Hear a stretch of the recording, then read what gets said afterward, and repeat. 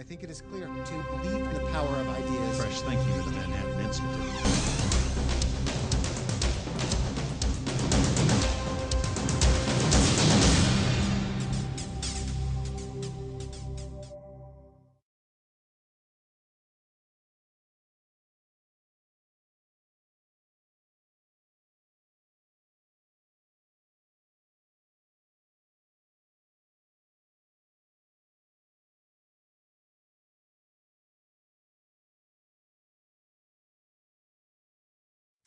It's a real pleasure to have John Mackey, the founder and CEO of Whole Foods, as our keynote speaker this morning.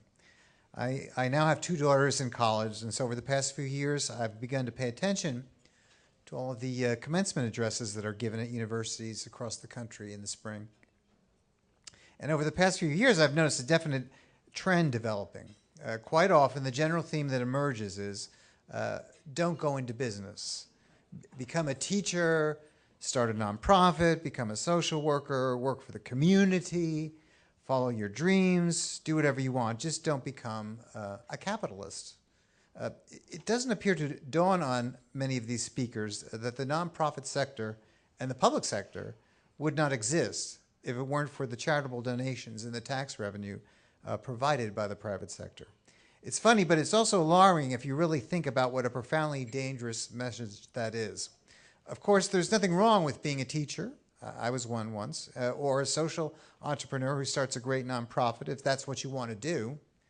But we shouldn't denigrate those who choose to go into the private sector, and we shouldn't accede to the sloppy thinking that the private sector does not provide societal benefits. Just imagine if John Mackey hadn't followed his dream and started Whole Foods back in 1980. Not only does Whole Foods directly employ more than 60,000 people, there are tens of thousands of farmers and food producers from around the country and around the world who sell their products to Whole Foods. Whole Foods has driven the natural and organic food revolution that has improved the diet and the health of untold millions of people. And the company has raised the bar for other supermarket chains to improve the quality of the food and the services that they offer.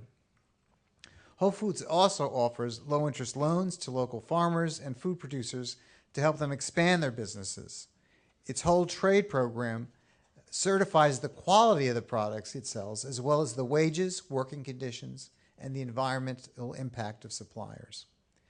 The company operates a whole planet foundation whose mission is to help and end poverty in developing nations with microcredit and a welfare rating system that improves the welfare of food, animals, and a labeling system that creates transparency of seafood's sustainability. So not only people have benefited from John Mackey's success, but farm animals and fish as well. Quite simply, the world is a much better place because John Mackey started a for-profit business called Whole Foods. He has created wealth, jobs, opportunity for countless individuals around the globe. His success is to be applauded, not denigrated. In his new book, Conscious Capitalism, John Mackey discusses how his business model unifies profitability with integrity, compassion, and global responsibility, and how free enterprise capitalism has been the most powerful creative system of social cooperation and human progress ever conceived. I think Adam Smith would approve. Please join me in welcoming John Mackey.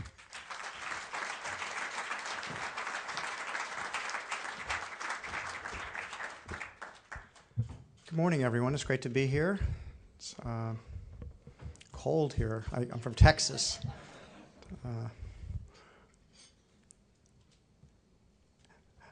As Larry talked about, I don't think business needs to apologize, and yet we constantly are finding ourselves on the defensive because the enemies of capitalism and business, they control the narrative.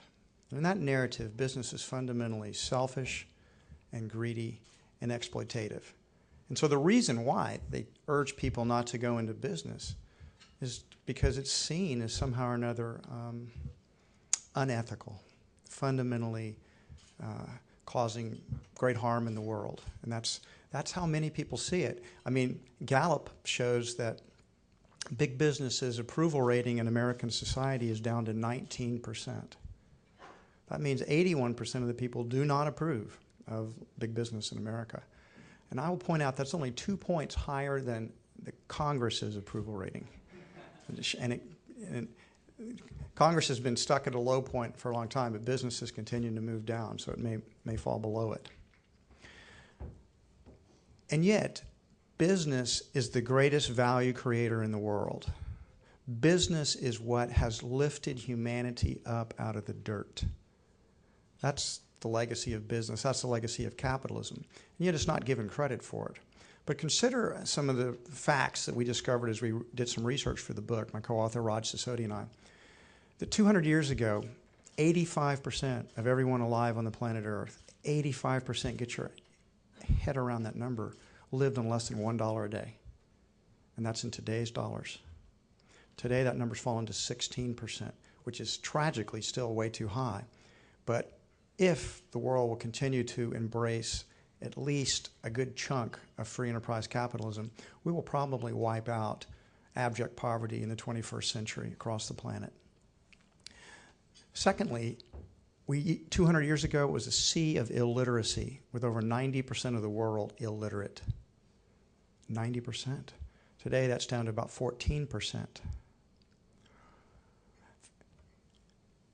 Ironically, the good news back then, you were poor, you couldn't read, but at least you didn't live very long, because the average lifespan was only about 30, which had been the average lifespan or lower for 40,000 years. Humankind has not been a long-lived species until capitalism. Today, the average lifespan across the world is 68. It's 78 in the United States. It's almost 80 in Japan. So capitalism has lifted humanity up, and yet it doesn't get credit for it. It's blamed instead. It's demagogued by the critics, the postmodern critics, for everything that's wrong in the world is laid back on the feet of business, blamed on a bunch of greedy bastards who run around emptying everybody's pockets. I think where it kind of went wrong is if you go back to the very beginning of the Industrial Revolution, you go back to Adam Smith. And Adam Smith wrote 2 great books. He wrote The Theory of Moral Sentiments, besides The Wealth of Nations, which was his favorite of the 2 books, the one he thought was the most significant book. But I think because our society back 200 years ago, 225, 250 years ago, was well grounded in Judeo-Christian ethics. That was the dominant ethical system, the way people thought. And it was in the air that we breathed, this way people, the ethics that were bequeathed, you might say, to the society.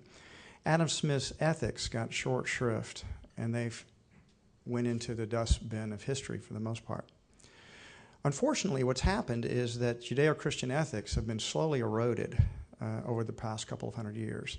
First with the ethical attacks of really Marxism and socialism, and then Darwin, not Darwin himself, of course, but the way his theories were taken into social way we think about society with social Darwinism.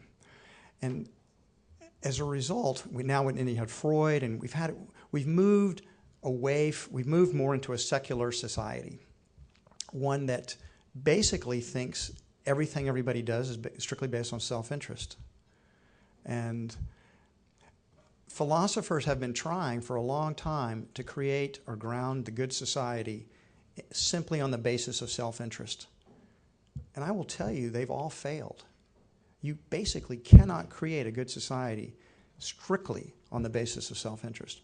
Of course, we're self-interested, but we are not just self-interested. And that the fact is that human beings are also idealistic. They adhere to certain transcendent ideals. We love, we care, we have compassion.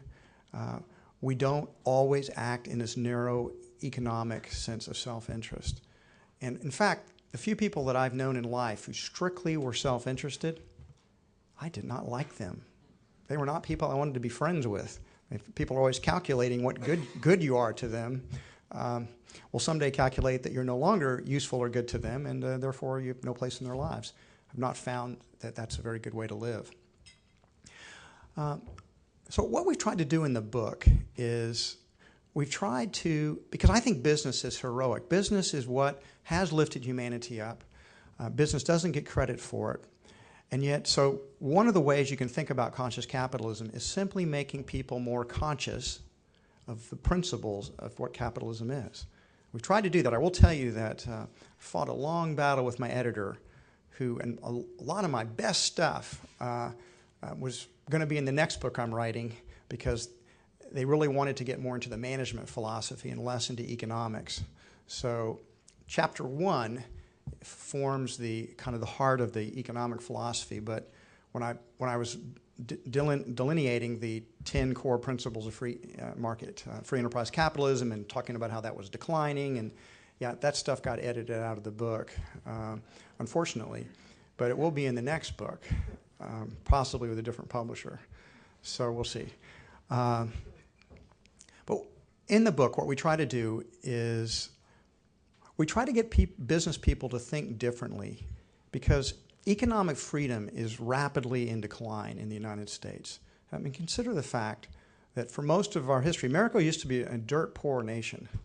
If you go back a couple of hundred years ago, we were in the backwaters. But because more so than any other nation, the United States embraced the principles of free enterprise capitalism, it became a light unto the world, and tens of millions of people immigrated over here to create better lives for themselves. And America prospered. As it prospered, of course, it attracts that in of itself becomes challenging, as it creates envy, and it does create fear and doubt, and somehow they're not seen as a just, fair system, that some have more than others. And unfortunately, again, without a strong ethical foundation, the capitalism did not justify itself ethically. It began to see its philosophy eroded. And where we are today is, we know as little as 13 years ago, the United States still ranked third in the world in the Economic Freedom Index, behind Hong Kong and Singapore. And third's not too bad. We were first. If they'd had these type of indices, we would have been first for a long, long time. But third's not too bad. But just in 13 years, we've slipped now to number 18. And as our economic freedom slowly declines, so does our, or more rapidly declines actually, so is our economic prosperity. Those are closely tied together. As America becomes just like any other crony capitalistic nation, we'll expect similar economic returns, which means crummy, high unemployment, with per capita income declining, which is what we're beginning to see on an inflation-adjusted basis. And you have more demagoguing of the rich versus poor and class warfare. Instead of the American dream, which united us, we move into an us versus them more divided nation. So what we tried to do in the book, and the people that are buying this book, it's interesting. I've signed now, been on the road pushing this book, and I've signed over 3,000 copies of the book to people. I got my hands getting a little bit cramped up from time to time. It's mostly business people that are buying this book. You know, it turns out that the thesis of the book, that business is fundamentally good, fundamentally heroic, because business people are the great value creators, and not for just a few. Business creates value for customers, it creates value for employees, it creates value for the suppliers that trade with it, it creates value for the investors, it creates value for the larger society. Business is the greatest value creator in the world. And it's all based on voluntary exchange, unless you've got some kind of a crony capitalistic monopoly going on. But in ordinary business, transactions are based on voluntary exchange for mutual gain, for mutual benefit. And that is what creates the prosperity that doesn't trickle down. I hate that metaphor, it's a lie. It doesn't trickle down. Instead, it spreads out everywhere throughout the entire network, and it ripples everywhere. And so the business people are showing up and they're buying the book, because it turns out they weren't conscious about the principles of capitalism. They weren't conscious of what their business was doing. They just had an intuition about it. They knew in their hearts that they were basically doing good. And yet they were always being condemned as selfish and greedy and exploitative because they were business people. I got that wake-up call myself very early on, because when I started the business, I was young. I was just turned 25. My girlfriend was 21. I'm in Austin, Texas, and I had never taken any business classes. I had not studied economics. I studied philosophy, religion, world literature, history, anthropology, the humanities, basically. And so I just assumed that what I'd been told was correct, that business was fundamentally about making money, and that's all it cared about, and didn't care about people. And I just got interested in food. I got interested in healthy food. And so the original purpose of Whole Foods Market was to sell high-quality food, high-quality healthy food, earn a living, and have a lot of fun doing it. But when I got in and created that business, it's like I'd come out of the food co-op movement, food for people, not for profit. And I'd become like Darth Vader for a lot of people. I had somehow they're gone over to the dark side because now I was trying to make a profit, and that was selfish and greedy and not good. I wasn't working for the collective good any longer. Of course, I had to meet a payroll. And it turned out I had a lot of competition. So when I went into the business, I thought, well, I'm going to have lower prices. I'm going to have higher wages. And we're going to have the best quality and had all these ideals. And you get into the marketplace, and it's like people are telling you your prices are too high, or if you get them lower, then you start losing money. And so the whole market processes was just a total wake-up call for me. So I threw away the philosophy that I'd had, the social democratic philosophy that I had, and I began to read widely. And when I read Hayek and von Mises and Friedman and Murray Rothbard, and I devoured all of those guys, read all their works, and I realized, God, this is the way the world really is. This is the right philosophy. This stuff is true, and it transformed my own life, my own being, and so most business people are not intellectuals. They don't go read this stuff. So part of the reason we wrote this book was to try to distill down to business people the basic principles that lead to business success, and yet ground it in a free market, capitalistic worldview. And so we outline in the book 4 basic principles of what we call our conscious capitalism, or the practicing of conscious capitalism. The first one is that every business has the potential to have a higher purpose besides just making money. It's not that there's anything wrong with making money. It's just that business is so much more than that. And if we're going to defend it, we have to talk about the value that we're creating for others. And Whole Foods had this higher purpose initially of selling healthy food to people. Our higher purpose has deepened. It's become more complex. Now we look around and we see America is 69% overweight, 36% obese, and 80% of the money we spend on health care are for lifestyle diseases such as heart disease, type 2 diabetes, cancer, autoimmune diseases, stroke, things like that, that are primarily correlate closely with diet and lifestyle. So now we realize, wow, we've got a responsibility to try to help our nation and eventually the world to live a healthier life, to avoid these type of diseases, because you should live to be 100 without getting these diseases. That's our biological potential, and yet most people are not aware of it. So higher purpose, and every business can have a higher purpose. And if you think about this for a second, to make this my point on this one, my body cannot exist if it doesn't produce red blood cells. It's a simple fact. I stop producing red blood cells, I'm a dead man. But my purpose is not to produce red blood cells. That is not why I exist. I have a more transcendent personal purpose in my life, why I'm alive.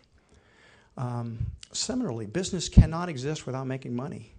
It is like red blood cells. Business, without making profits, it cannot innovate. It cannot meet competition. It can't repair buildings when they wear out. It cannot innovate. So profits are absolutely essential to business success. But if you make it the primary goal, you've probably gotten off track, because in a sense, profits come about by creating value for customers. And the way you create value for customers, generally, if you're a retail business like Whole Foods Market, you have to have well-trained team members who are happy in their job so they can serve the customers. Or as I say, happy team members results in happy customers, which results in happy investors, all flourishing, all having more value created for them. So the first is higher purpose. And if business needs to begin to articulate what its higher purpose is, and if the other professions get this, now they may have forgotten it in many cases, but if you ask what the purpose of a doctor is, doctors are well compensated, but the purpose of a doctor is not to make as much money as possible. Obviously, doctors heal people. Teachers educate.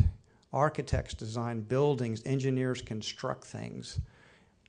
As I like to tease the journalists who forgotten their higher purpose, journalists are supposed to uncover and reveal the truth and not just sensationalize things. I think I piss off the journalists when I tell them that and they write nasty things about me, but nevertheless, every one of the professions refers back to some type of higher purpose that it exists to create and serve, and so does business. Business is the value creator. The goods, the services, the products that we produce are creating value for people or they wouldn't be purchased. In addition, we create jobs. We create profits that are the fuel for all progress in our society that ultimately, as Larry pointed out, nonprofits and government are fundamentally utterly dependent on the wealth that business produces. The second key principle of conscious capitalism beyond higher purpose is what we call the stakeholder theory. Now, this has been attacked by certain, I think, wrong-headedly or misguided some free marketeers who see it as some type of German co-determination. Of course, that's not what we mean in business. In business, we just simply mean that the stakeholders are those that, like the customers, like the employees, like the suppliers, like the larger society, like the investors, they're all integrated together. And what we've discovered is in business, you have to think about the whole business system. And if you think about the whole business system interdependent, and you begin to create strategies that avoid trade-offs, strategies that begin to create more value for all of your stakeholders, you have a winning business formula. Unfortunately, as we get into the book, this requires a different type of intelligence which isn't taught in our schools. What we're taught in our schools is what we call analytical intelligence, the ability to separate things out, to divide them up, to understand them. We use a simple metaphor in the book that I think explains it pretty well.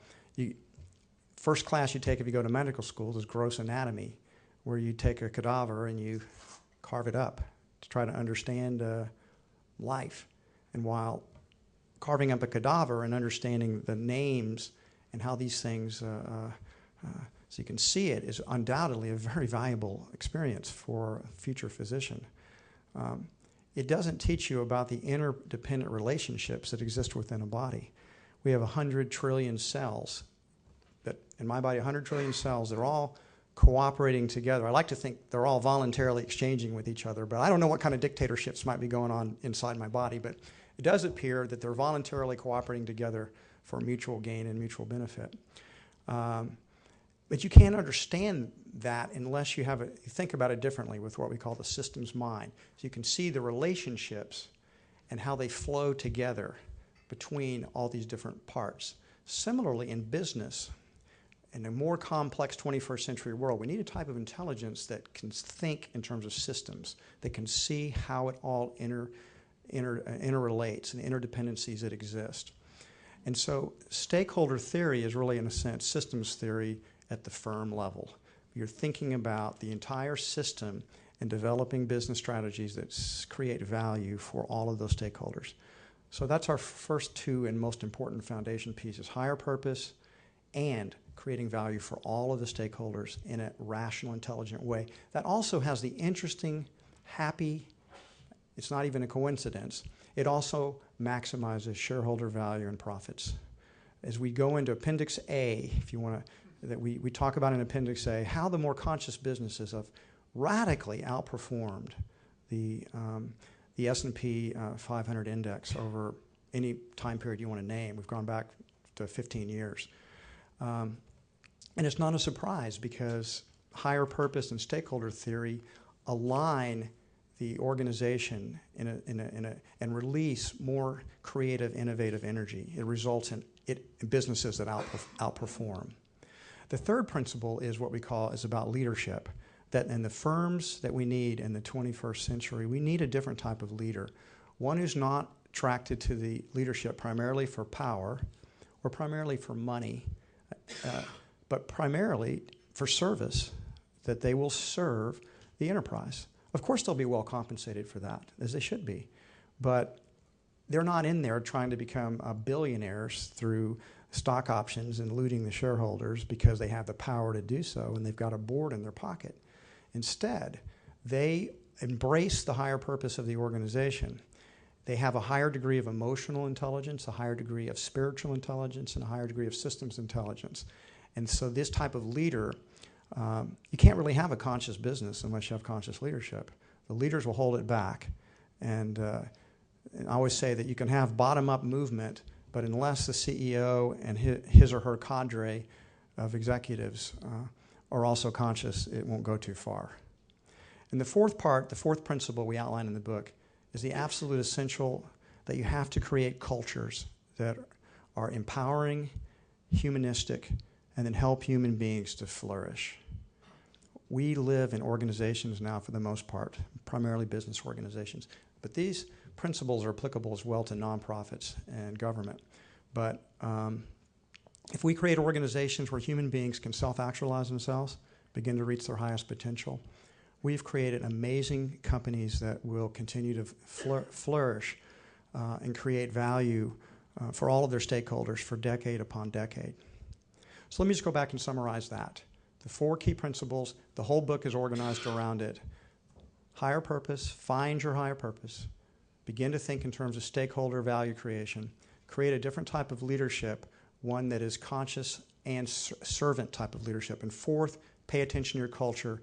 Create the structures, strategies, and processes that allow the organization to help human beings to reach their highest potential in life. If the principles of conscious capitalism are embraced and they are defended intellectually by the practitioners, that 19% rating that business has will be transformed. It'll go up to about a 90% rating over time. And as a result, we'll see our economic freedom increase. We'll see a decrease in crony capitalism. One of the reasons why the American people have allowed our government to begin to consume 40% of our GDP is because they think the corporations are a bunch of sociopaths that are just running around out there, ruining the environment, exploiting their workers, selling shoddy products, and they need a big government, or we need a big government to protect us from these sociopaths. And so that's what we've done. The interesting question of who protects us from the government is a question that's not necessarily visited, except the belief that if the government is in the hands of the right type of people, the progressive experts, that it will be run in a wise, compassionate way. Bureaucracies, as a general rule, are not very compassionate, and they certainly are not very innovative.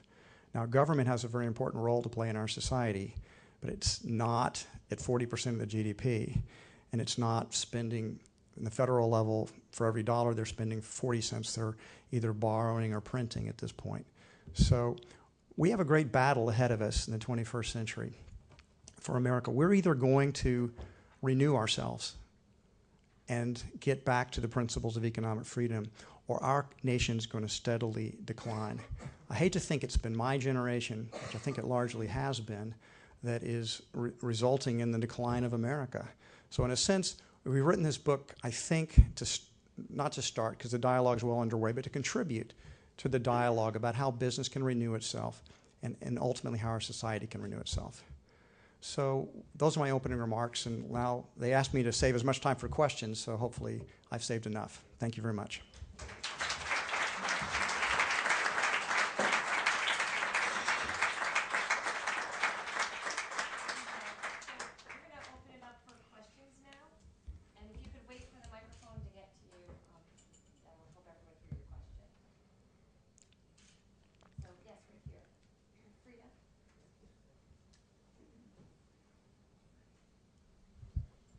on your, I think it was your third principle, the shared experience, that it's the whole, your suppliers, your employers. Stakeholders. Stakeholders, yeah. Second principle. How do you balance the need to get lower prices from your suppliers with the fact that you still want to keep them in business and keep them vibrant? So that is the most common question you get asked when you talk about stakeholders. It is the way the analytical mind works, because the analytical mind immediately jumps towards trade-offs. And we like to say, if you look for trade-offs, you can find them, and you get back to trying to juggle it and balance it. But let me give you another way to think about it. When you get to trade-offs, it's simply a failure of creativity. It's simply a failure of imagination. Because there are creative, innovative solutions that don't require you to balance things, that actually can create more value for all of your stakeholders simultaneously. And in a sense, what we want to do is give people permission to start thinking this way. The naturally creative entrepreneur, their mind goes towards not to trade-offs, but to win, win, win, win, win strategies. And if I ever have to trade off stakeholders, I go back to the drawing board, because I don't accept that as inevitable. I don't think it's true, and it's just a failure of imagination and a failure of creativity. And if we indeed were having to balance, then probably one of our competitors is getting the drop on us. Another question? Yes, Jacob. You talked about the, I guess, the pursuit of leadership to build value for the shareholders in the corporation rather than for the sole purpose of building personal wealth. And in light of just, I guess, for all the stakeholders. For all the stakeholders. And in light of just the past 4 years and the current administration's criticism and perhaps even disparagement of the high earnings of executives in the finance sector, I'm wondering if you see any industries or if you see any companies where perhaps where the pursuit of personal wealth has transcended past the pursuit of shareholder value, and what prescription do you see if that is the case? I think that's very common. I don't think that's rare at all. We criticize that in our book, a type of crony capitalism. Our book, again, we are not able to put absolutely everything in the world into it. It was made clear to me at the beginning of this book is, John, as a first-time author, what you're going to want to do is you're going to want to put every idea that you've ever gotten in your entire life in this first book. You can't do that if you want anybody to read it. So we did not come up with an entire solution to every problem that exists in the world.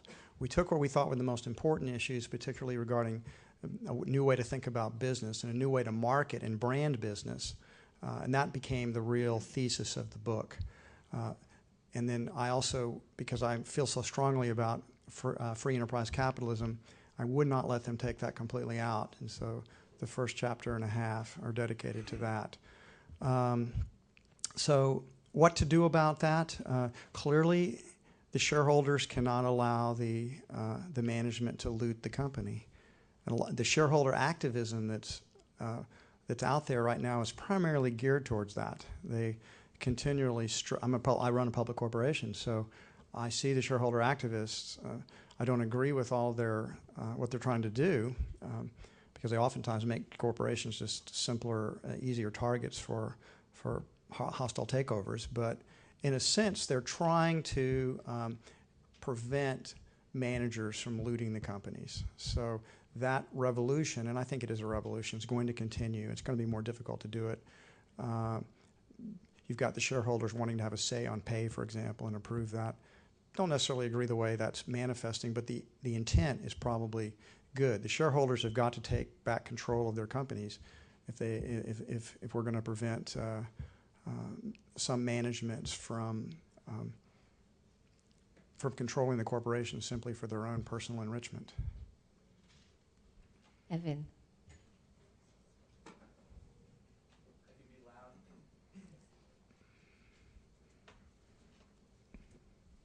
I love the contrast that I see anytime I go to a Whole Foods of the big display of your bright yellow books with the Harvard crest on it, and then sort of hemp-wearing, Nalgene-toting shoppers kind of walking in front of it in your stores.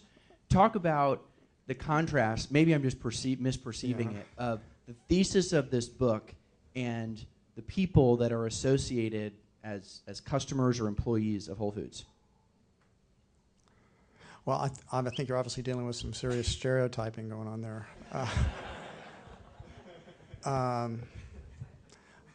mean, I get asked this question by journalists all the time. How can you speak up for capitalism? How can you say these things about healthcare system? And you're alienating your customers.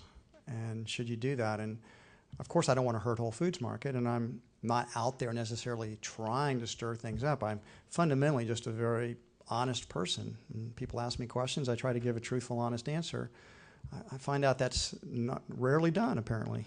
Most people spin things, and they tell people what they want to hear. I will say that there is one word that apparently only the left can use to disparage right-wing people, but God forbid if you use it towards people that are doing progressive things. I'm not even going to use the other F word ever again, even in Scrabble. I'm going to avoid the use of that word because it's there's so much baggage associated with it, and that became the story. I'm trying to promote this book, and all these guys want to talk about is fascism, and my use of that word. And it's like on national television, I apologized like 30 times for the use of the word fascism, but still, they want to hang me up on the cross and kill me. So yeah, I mean, we got a lot of hate mail at Whole Foods, and of course, demands that I be removed and terminated from Whole Foods Market. That happens pretty much anytime I get out there and speak. But you know what? When the big controversy happened back in 2009, when I wrote that op-ed piece on healthcare, there was all these boycotts, and I still think that's the most controversial piece the Wall Street Journal's ever run in terms of the blowback on it. But our sales went up. So we actually got a lot of people that woke up to Whole Foods for the first time that had thought we were just some type of a left-wing organization that didn't care about capitalism at all. And we got a lot of new customers. And a lot of those so-called boycotters, as I like to say, Whole Foods has about a 1% market share. So arguably 99% of the people are already boycotting us. So a lot of the people that said they were going to boycott us already didn't shop in our stores. And the few that did boycott, I think a lot of them came back as soon as it was safe to do so. They weren't going to be criticized by their progressive friends, or they snuck in late at night. I don't know. But our sales did go up. Ovik. You alluded to your healthcare plans, and I'd be interested if you could talk about how you evolved the health benefit at Whole Foods, because you've been a bit of an innovator in this regard, and you could also talk, if you want, about how Obamacare will constrain or affect your ability to have these HRA type plans where people can shop for their own healthcare, save and shop for their own healthcare. I will say that I've trying very hard, at least when I talk to journalists, and not talk about healthcare because it just gets people so upset. But as I'm sure there are no journalists in the room and all the recording equipment's off, I will still partly self-censor myself anyway from just the battle scars. But many years ago I read John Goodman's book, Patient Power, when it first came out, not the little book that he popularized, but the big, thick one. And I realized, wow, this is such a good solution to a lot of our healthcare issues, was to empower patients to make these decisions. I realized that our healthcare system had gotten off track for it had become really a government. When people complain that the system wasn't working prior to healthcare reform, they're absolutely right. And they say, well, see, we tried capitalism, it didn't work. It's like, hello, that wasn't capitalism. It was already a highly regulated system. Markets were not really working. I mean, competition wasn't in effect. Nobody knew prices. We had no functioning price system. Nobody knew what prices were. Nobody competed on the basis of price. It's basically a crony capitalistic, highly regulated system. And now we've got more government, so it's more highly regulated. But Whole Foods came about that system because I read John Goodman's book. And in 2002, the IRS came out with new regs that said that you could give money to your employees in the form of a health savings account, and it would be not a taxable event. They called it was not a health savings account, it was health reimbursement account back then, which had some different rules on it. Now they've since partially legalized health savings accounts. When I realized that, I got so excited. I got up and ran around my room. I said, this is it, we're going to do it. We're going to create, I saw it all in my mind's eye real quickly. We're going to have a high deductible plan, and we're going to create, but we're going to give our team members money that they will control, that will go into their, what we call a personal wellness account, that they can use to pay the deductible. And anything they don't use will roll over to the next year, and they can use it for things that we don't cover, like dental care or acupuncture or chiropractic. And frankly, it's worked very well for Whole Foods.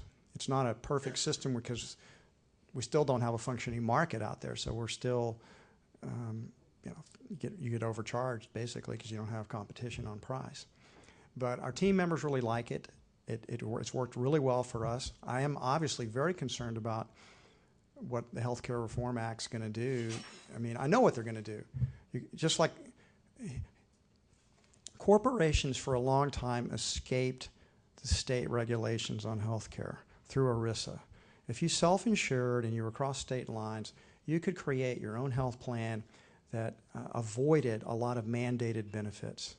Let me give you my favorite example. In vitro fertilization. Massachusetts, when they did Romneycare, mandated in vitro fertilization. It raised the cost of every person's health care in Massachusetts by $750 a year. Now, in vitro fertilization is fine, but it's not, it's elective. I mean, if you decide that you want to have children and you want to fertilize them, it doesn't seem to me that everybody else should be forced to pay a little bit towards that, which is what ends up happening when you mandate that type of benefit. So, but when you have, when it was regulated at the state level, then you had all the lobbyists come in and the special interest, and they want to get their thing covered. So you end up with hundreds and hundreds of mandates that insurances must cover, which allowed corporations to be far cheaper. Our health insurance was far less expensive than an individual could pay. But now that we've taken it to the federal level, we're going to see the same lobbying occur on the federal level, and you're going to see, and all the corporations are going to have to, our costs are going to go up. So what I can tell you what's going to happen. What's going to happen is they have an escape clause.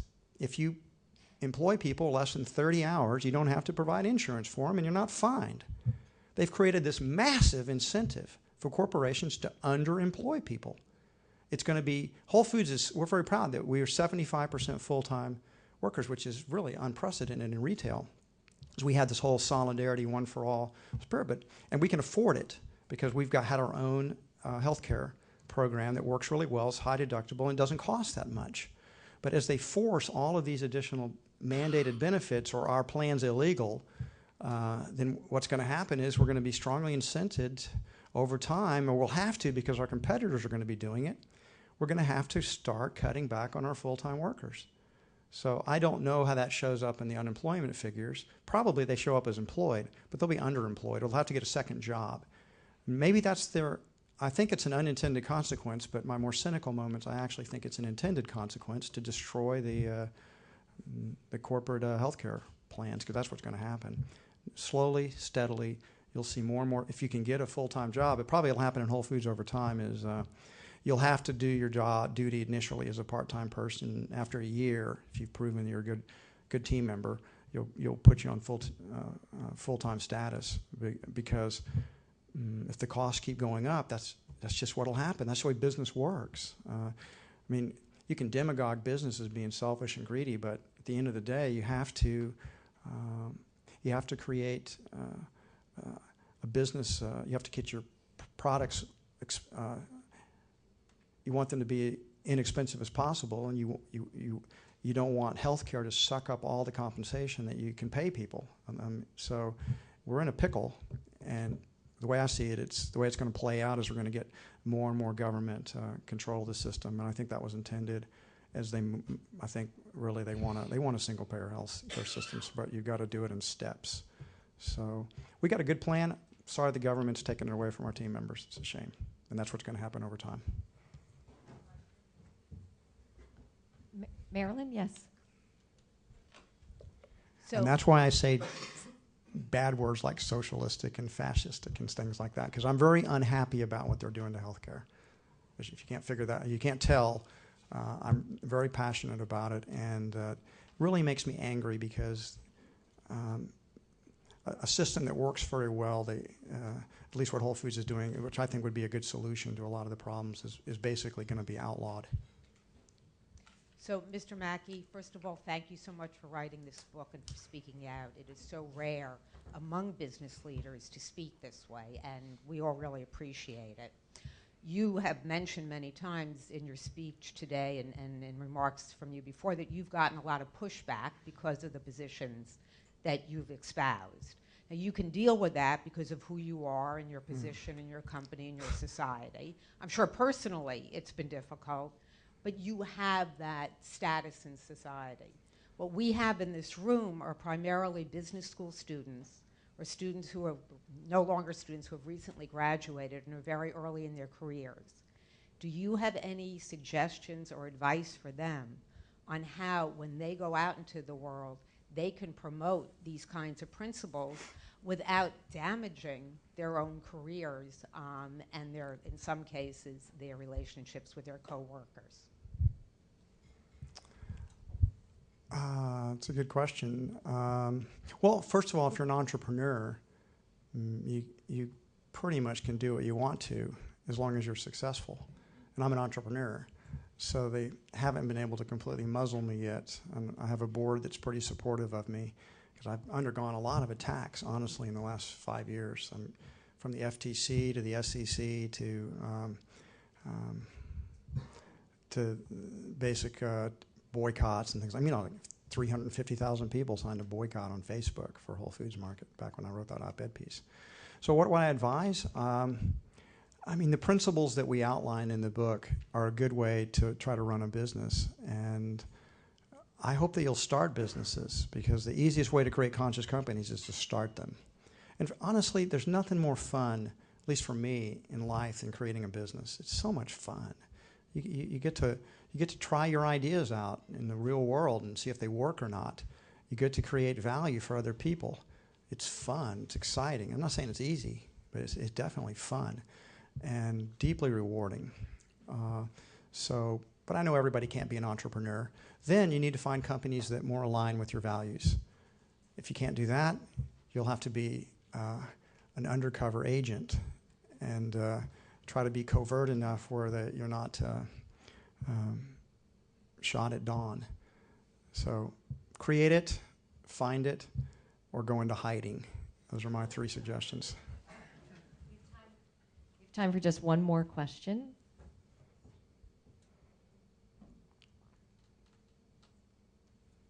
Yes, in the back.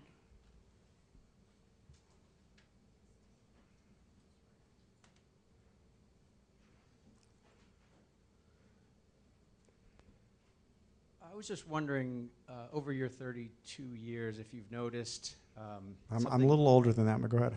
well, since the business started, but if you've noticed an increase in corruption, you deal with a lot of real estate, a lot of suppliers, various things all around the country. If you've noticed that, the default position for a lot of the world is a lot of the societies are much more corrupt than the United States, has been historically. Are you asking me whether I've noticed if Whole Foods has become more corrupt? Well, that you've noticed that the people that you deal with feel more corrupt. I feel like it's, or if you worry about it going forward as the government gets larger, more bureaucratic, if you've thought about that at all. I definitely worry about it. I mean, I can see what's happening. It hasn't really affected our company too much. I mean, we're grocers at the end of the day. But I mean, I see what happened in that fiscal cliff bill that just passed. I see the pork that was in it and who was paid off from Hollywood to alternative energy.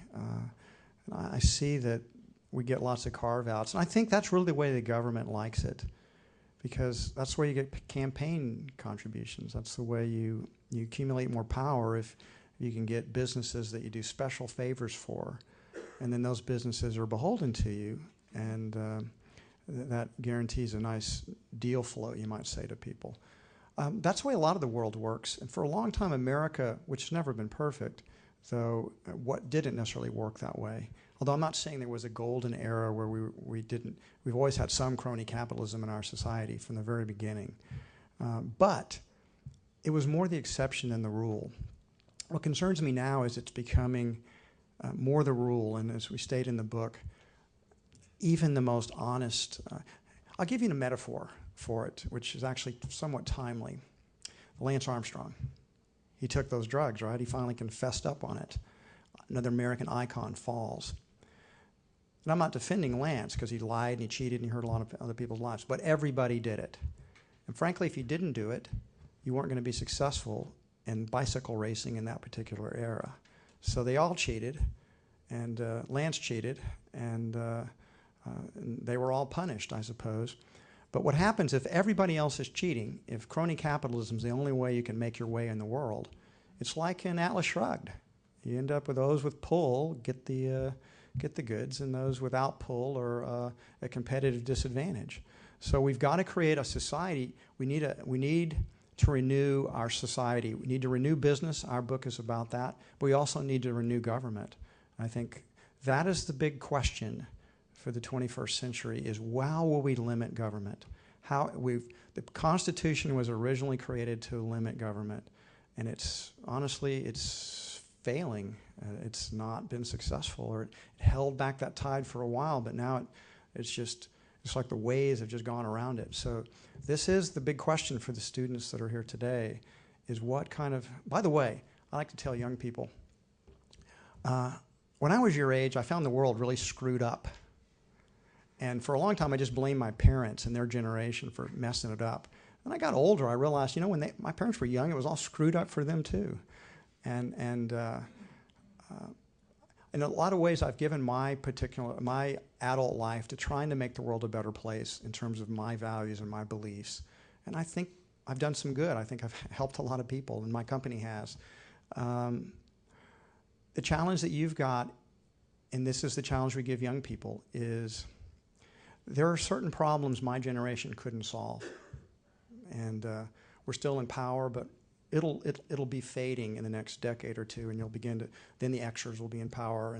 But I'm particularly addressing the millennials that I see in this room, which is you're going to have to solve these problems. That duty falls upon your shoulders.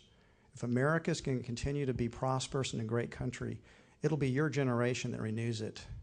That's your responsibility. I've given you my ideas to contribute to it, but you're going to have to go way beyond that. And frankly, you have an heroic role to play. And that's part of the reason we subtitled the book, Liberating the Heroic Spirit of Business, because we need a heroic generation that will help renew America. I think you're that generation. Thank you very much.